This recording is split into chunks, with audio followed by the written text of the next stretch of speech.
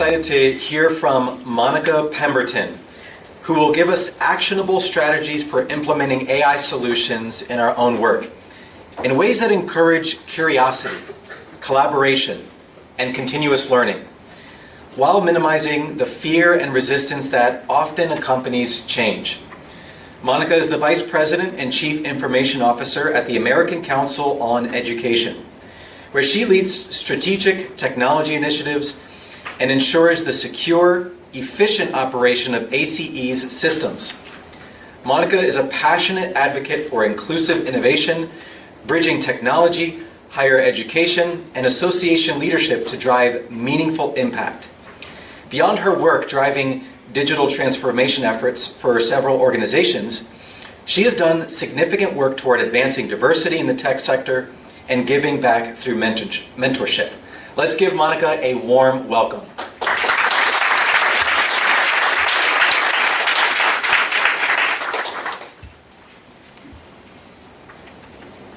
Now I have to adjust that mic down. Good morning, everyone. I'm Monica Pemberton. I am the Vice President and Chief Information Officer at the American Council on Education. Carrie's talk leads perfectly into what I'm going to be talking about. Typically, we don't use the word play when we talk about tech, but I want to change your lens on that. Today, we're going to be talking about the tech playground, creating a lab of experimenting, learning, and innovating together. I want to talk about how my organization was struggling with, you can't hear me? Okay. My tech team, I came into this organization 2 years ago. My tech team was overwhelmed. Technology is moving at such a fast pace, and I was seeing a pattern of, when we go through the performance reviews, not being able to do the training that they need to for specific roles. So we tried to be a little more innovative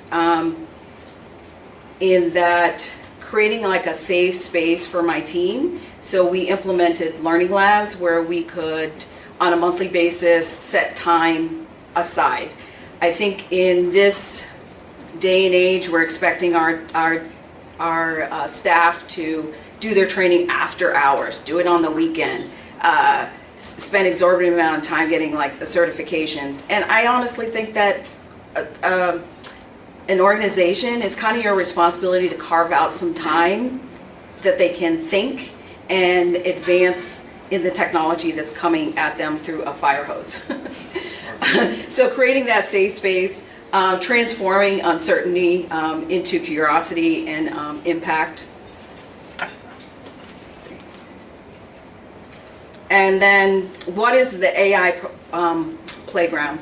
So we had the tech playground where my staff is carving out time. We're going through exercises together, whether it's training exercises and then having study groups to either do certificates or do certifications. And we were spending an exorbitant amount of time. Last year we spent a lot of time on cybersecurity and not enough time on AI technology. So we've created the AI playground. So to Carrie's point, you still have to do all of the foundational stuff. You have to have your policy. You have to have a process for staff to suggest like what tool they may want to use. So what we created was a form that they would fill out. They would give a use case on, this is a particular tool that I would want to use. And now we have an opportunity for them to test new tools, hands-on experimentation, bringing staffs at all different levels to come into a room, pick a tool, and now they can use the tool. And what we found is, because of different age demographics, you're going to have certain individuals that it's just an innate, they've been in tech certain generations, and then you may have older generations that have not, and it's eliminating the fear point that Carrie was talking about, and an environment that they feel safe, they can ask questions and test the tools and how it could make certain things easier, and now they have time to do other things. and collaborating fearlessly, working together with concerns about making mistakes, building tech confidence, developing fluency with innovative solutions, and then fostering a growth mindset where they can embrace continuous learning and adaptation. So with the online forum that we've created, we've also created a SharePoint site, and we've required all staff to go through a responsible AI training and give them examples of the do's and don'ts. Don't put certain things into, intellectual property, your name, your birthday, those kinds of things, and give them examples that they can visually see, because everybody learns at a different, some people can read a document and they're good with the document. Someone needs a visual, someone needs a hands-on, and giving that those opportunities to do that, and doing it in a hybrid approach so that we can also bring in our remote staff as well to ask those questions. They've been very excited about adding resources to the SharePoint site that we've created for staff, and being able to carve out time as an organization. Like last week we had Innovation Day, and on that day we now empower the tech team to be the leads, and they will lead a session on a particular AI tool. So they run off with a tool and they learn that AI tool, and now they're leading a session. It gives them visibility, and it gives them confidence in AI that they're using. We also have been going through, University of Maryland has a AI certificate program, and we've been going through that together, and we've just been doing it like as a brown bag. On our lunch hour, it's free, and even encouraging staff that are non-technical to participate as well.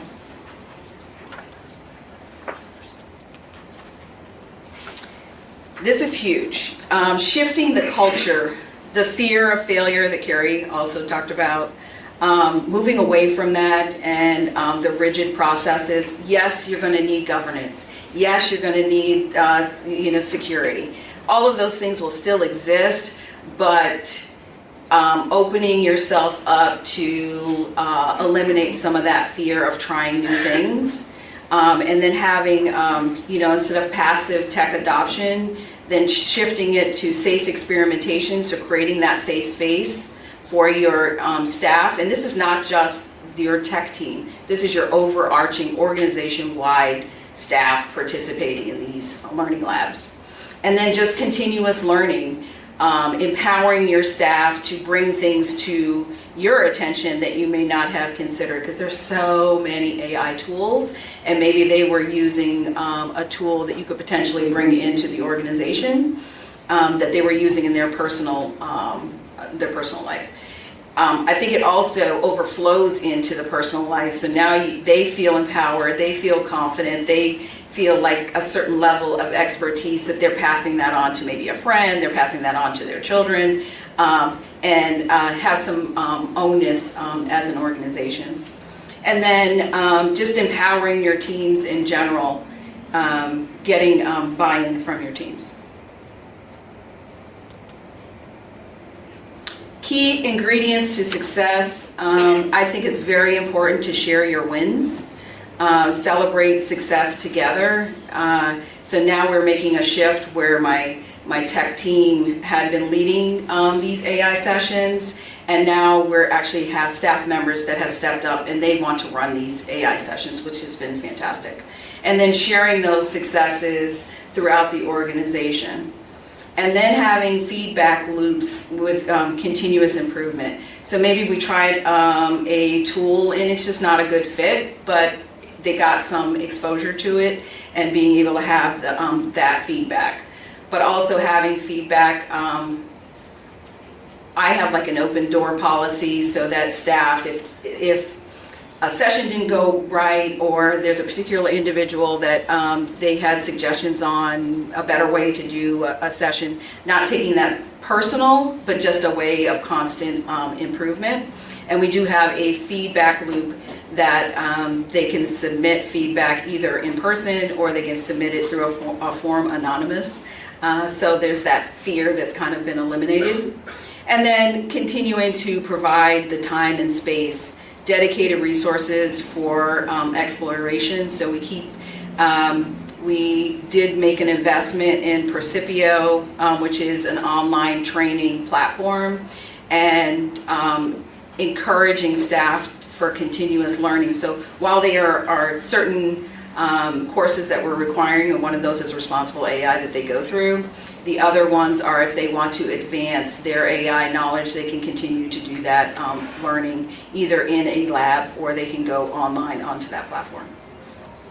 And then executive sponsorship. I cannot stress this enough. It has to be a top-down, because if you don't have executive support, it's worthless. Because if you are trying to implement, and Carrie talked about funding, these tools, some are free, but you're going to want an enterprise version of a specific tool if you're going to roll it out to your organization. Those are not free. And it has to be in your budget, and you have to carve out money for those initiatives.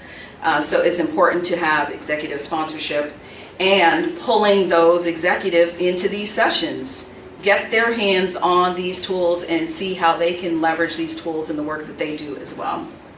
And then the psychological safety is just the foundation of innovation and changing the culture in your organization that, okay, I know my tech team is sick of hearing about ChatGPT, but there's so many other tools, but you have to be open. This may be someone's first introduction and they're still going to be asking questions about ChatGPT. Help them with those questions, but also point them in, had you thought of this tool that does something similar? Have you thought of this tool? And it's depending on what they are trying to do. One thing that we have run into, and some organizations may run into this as well, as you start using these tools and you start using the imagery, you're going to have individuals probably in your marketing team that they want you to stick on brand. So you have brand initiatives and you have to be working with your marketing team, especially if you're going to be going out representing your organization, making sure that the imagery that you're using is on brand with the organization that you're representing. So we've kind of got smacked on the hand a little on a few of those. So just being cognizant of that.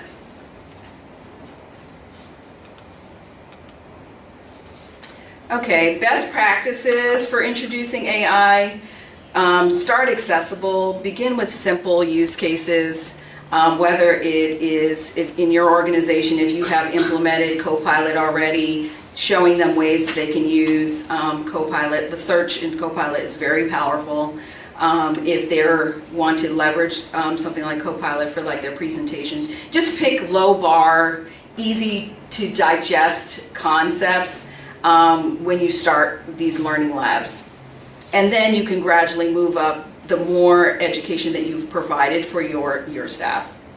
And then connect to the mission. Pair tech with purpose, because in the end, you're there for a reason, working for that organization's mission.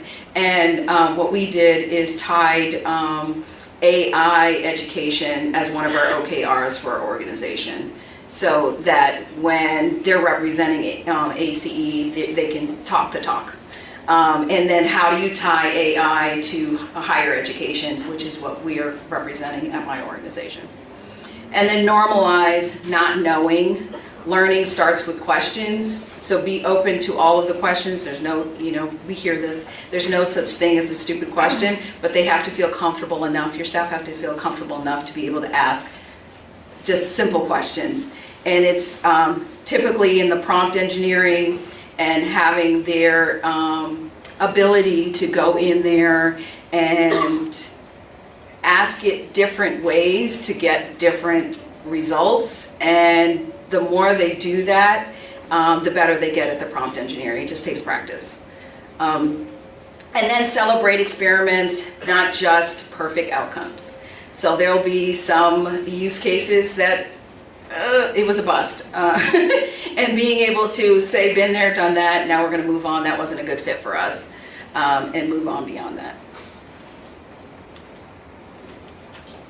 Okay, and then how do you turn play into impact? So we've been using the word play at my organization because I think it just makes it seem less intimidating. So connect to the real work, apply lab lessons to actual projects. So we've been able to correlate what we're trying to do and solve a problem in a particular project. So we had a very powerful project. ACE also represents military learners, and with military learners, they take their experience in the military and then try to find a way to translate that into college credits. That process takes 50 hours per applicant, and it's faculty's time. And we've been able to implement AI and cut that in half. So it's less money that we're having to put out to pay faculty to do the work, but you still need a human being, but you're just cutting the time. So that means we can take on more applications. So looking at it from that perspective, not eliminating someone's job.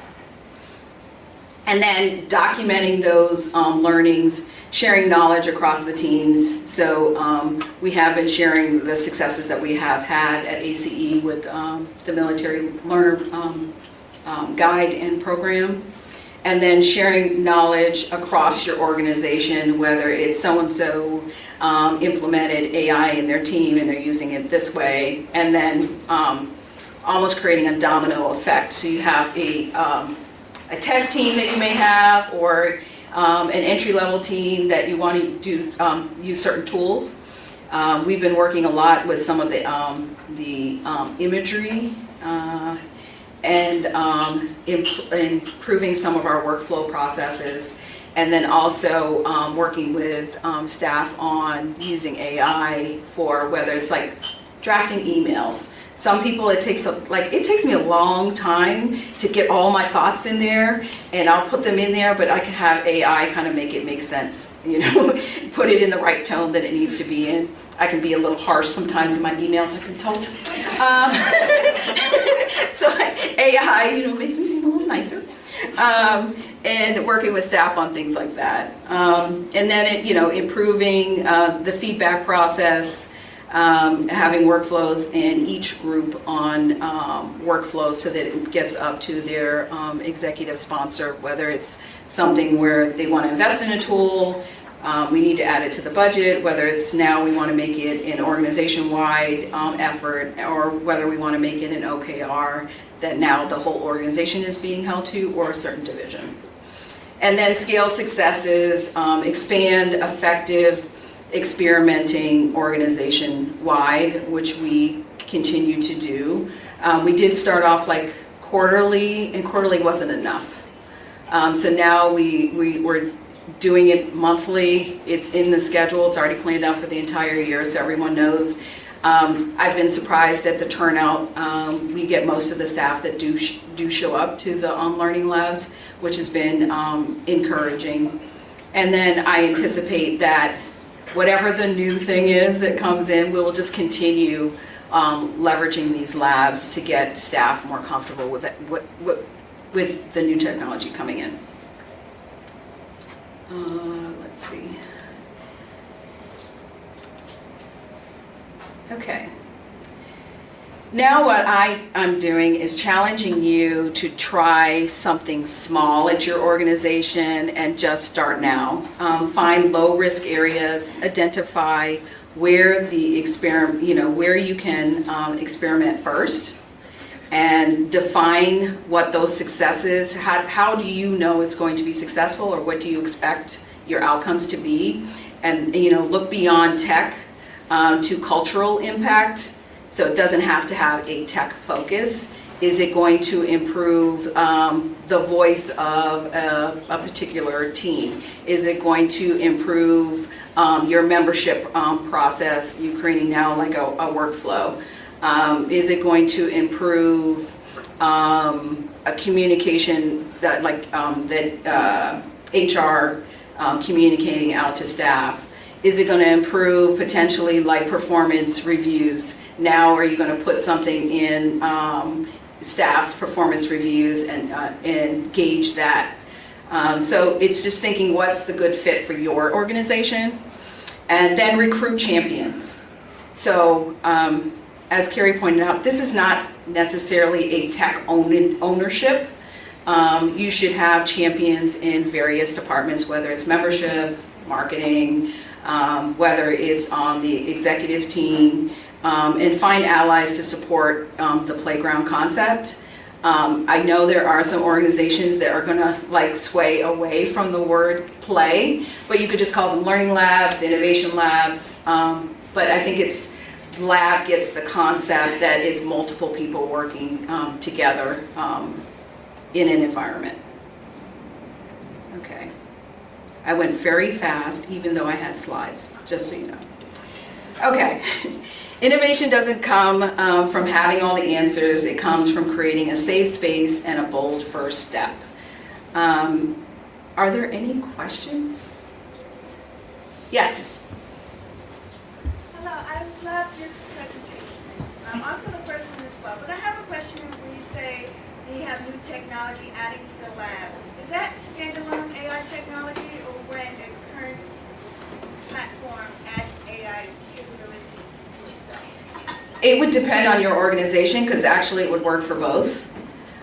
So we are leveraging new AI labs, whether it's a plugin like a Copilot or whether it's a standalone. So for example, I used Gamma for this presentation, and we've been playing around with imagery because what we've been trying to show examples to staff is bias. And it was very difficult. It was this image right here. Doing this image, you have to, and it's back to the prompts that you use. I wanted a diverse photo, but then it was giving diverse, but it was only giving men. Then I have to add, that I want women in there. Then they add women, but then the men all looked alike. So you have to be like very specific, but being able to, show those examples when you're in these labs to get them, thinking, because they may just generate an image, and that's why our marketing team was like, we have to be on brand, and they're very concerned about images. So we still have a workflow process for them to approve any imagery that's generated out of AI for anything that's like brand related. So I hope I answered part of your question. Yeah. Any other questions? Yes. So, Monica, thank you for a great presentation. I've been challenged with my staff, or I'm going to use the word lab because I think that's going to be better than lunch and learns, but it's been helpful because it created space. The challenge has been when to do it. And you mentioned doing it during work time, not during their off time, but lunchtime seems to be the best for our staff because they're billing their hours to projects they're working on.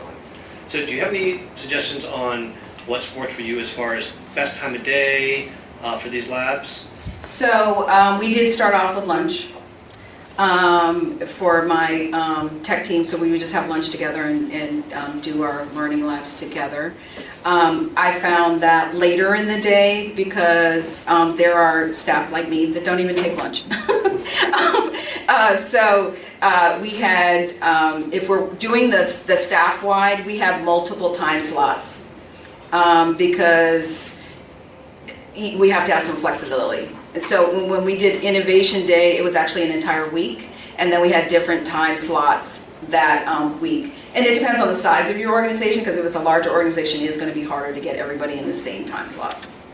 Thank you. And one other thing I want to add is, to your point about getting some ambassadors or some cheerleaders, getting people to volunteer as a pilot worked really well for us. Yep. Saying we want to try it out, it's just a pilot, who would like to be a part of it, and that kind of got those ambassadors in early. So I just wanted to share that. Great. Yes. So do you provide your staff a list of AI tools and what they do? Because I think a lot of it is like, even like I don't know what's out there and how it can help me.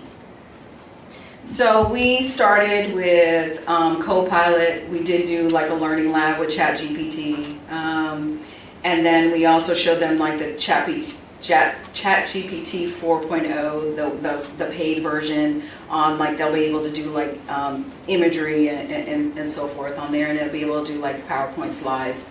And now we've opened it up where we have an online form, and it's, you'll find that your staff is already using AI tools for their personal, and now they want to use them at work. So we opened up the form and got a flood. My organization's about 180, and last week we got 20 submissions of different tools that I had never even heard of. So we do have a process, like a vet process, making sure that it's a safe tool, and it's if it is a free version, whether it has like the security, it's not like Joe down the street just created this AI tool. So we have a onboarding process for that. But you'll probably be surprised at the number of recommendations you may get. One Yeah. last question, I'm sorry. Do you have different stages for like beginners and advanced? Yes. So we have very like entry level, they're going to be, handheld through the process, and we're walking them step by step. And then we do have a process that it's almost like they graduate from that level, and now they've moved on to like middle. And then we have like what our experts, and those experts will eventually lead sessions. Thank you so much. Okay.